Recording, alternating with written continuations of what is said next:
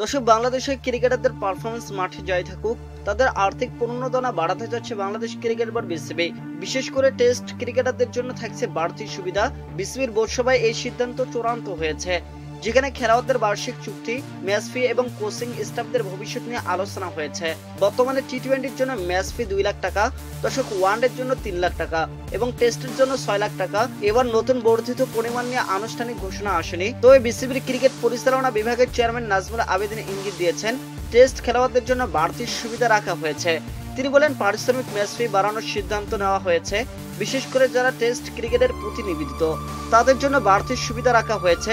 আমরা চাই তারা যেন অর্থের কারণে অন্য সংস্করণের প্রতি বেশি ঝুঁকতে বাধ্য না হয়। বিসিবির বোর্ড সভায় প্রধান কোচ ফিল সিমন্স ও সহকারী কোচ মোহাম্মদ সালাউদ্দিনের চুক্তি নিয়েও আলোচনা হয়েছে।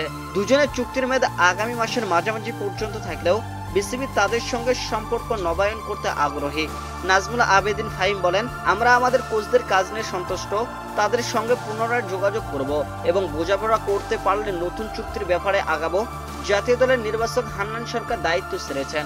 দর্শক, যা সবাই আনুষ্ঠানিকভাবে গৃহীত হয়েছে। এদিকে গাজী আশরাফ হোসেন এবং আব্দুর রাজ্জাকের সঙ্গে যোগ দিতে নতুন নির্বাচকের সন্ধান করছে বিসিবি। এছাড়াও দীর্ঘদিন ধরে বাংলাদেশ দলের নির্দিষ্ট কোনো ফিল্ডিং কোচ নেই। সেই শূন্য স্থান পূরণ করতে উচ্চমানের একজন কোচ নিয়োগের পরিকল্পনা করছে বাংলাদেশ ক্রিকেট বোর্ড বিসিবি। দর্শক, বেতন বাড়ানো, কোচিং স্টাফদের চুক্তি নবায়ন এবং ফিল্ডিং উন্নয়নের পরিকল্পনা সব মিলে বিসিবির নতুন উদ্যোগগুলো ক্রিকেটারদের জন্য ইতিবাচক বার্তাই দিচ্ছে। এখন দেখার বিষয়, মাঠের পারফরমেন্সে এসব পরিবর্তনের প্রভাব কতটুকু পড়ে।